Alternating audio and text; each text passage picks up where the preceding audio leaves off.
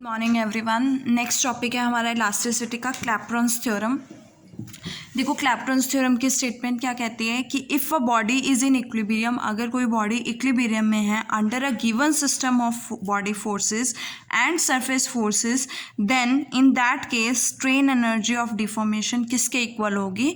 Half of the work done by the external forces acting through the displacement U I from the unstressed state to the state of equilibrium. That is, we have to prove that volume integral FUI dV means total body force over volume plus total surface force over surface S is equals to twice of integral volume integral W dV.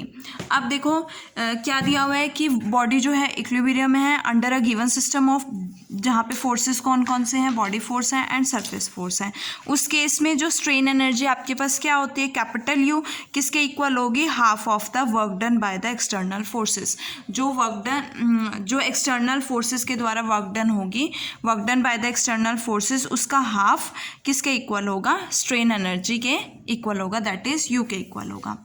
देखो इसके लिए मैंने एक elastic body consider की है जिसका volume क्या है? कैपिटल वी है, enclosed by the surface S.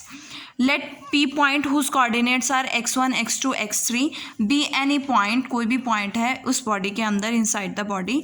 Initially body जो है अनस्ट्रेस स्टेट में है और देन एक्सटर्नल फोर्सेस बॉडी पे एक्ट करते हैं और उसकी स्टेट चेंज हो जाती है।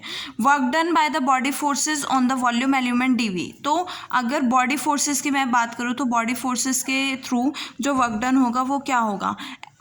Work done is equals to force into displacement. Force क्या होगा बॉडी फोर्सेस के केस में? Over volume V F I D V, और डिस्प्लेसमेंट क्या है? यू वी यू आई, और टोटल वर्क डन क्या बनेगा? Volume integral V F I D V U I. Similarly अगर मैं सरफेस फोर्स की बात करूँ तो सरफेस फोर्स आपके पास क्या होगा? Over the surface S T I nu D S, और डिस्प्लेसमेंट क्या होगी? U I, that is work done by the surface force, और टोटल वर्क डन क्या हो जाएगा? Surface integral T I nu U I D S. As you know that T I nu की value क्या है आपके पास?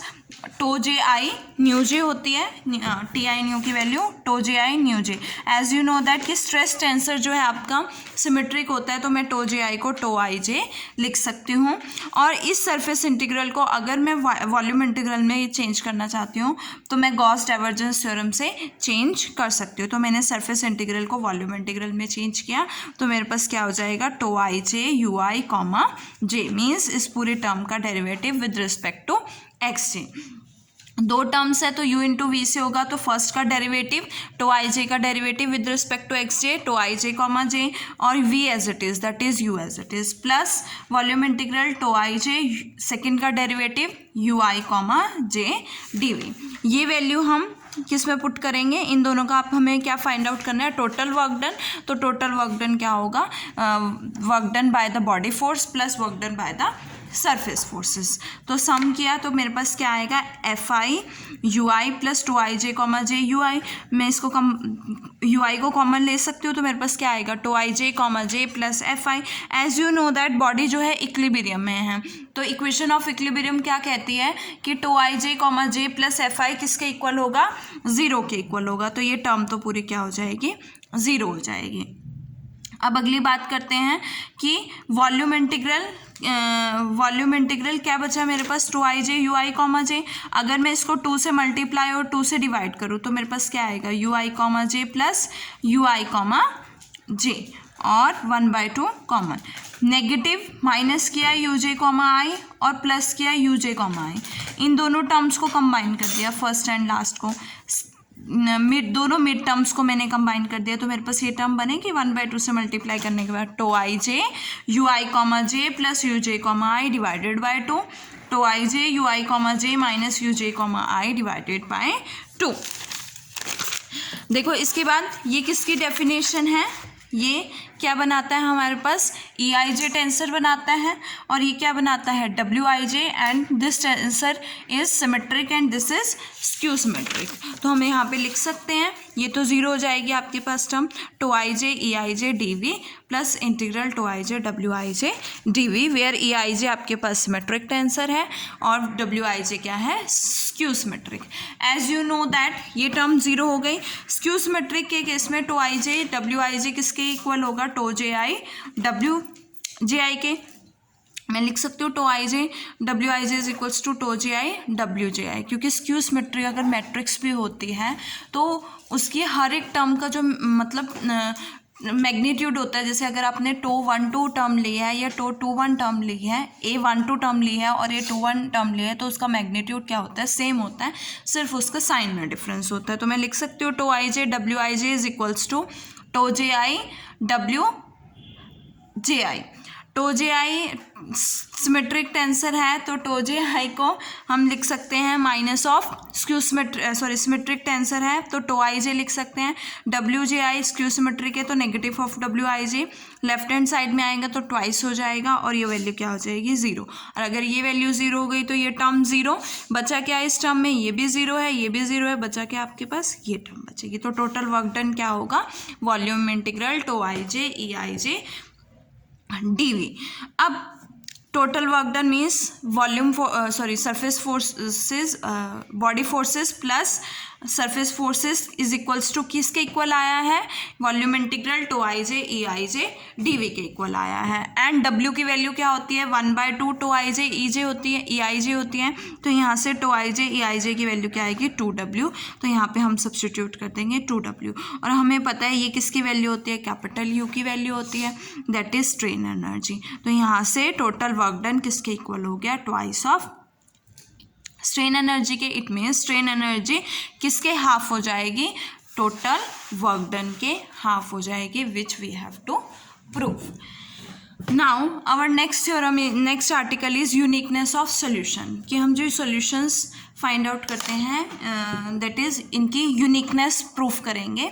देखो फर्स्ट प्रॉब्लम क्या कहती है कि determine the distribution of stress and displacement in the interior of an elastic body. क्या डिटरमाइन करना है, stress and displacement in the interior of elastic body in case of equilibrium, जब आपके पास बॉडी फोर्सेस प्रिस्क्राइब्ड हैं और distribution of forces acting on the surface, means जो body के surface पे फोर्सेस हैं, बॉडी फोर्सेस, वो आपको नोन है।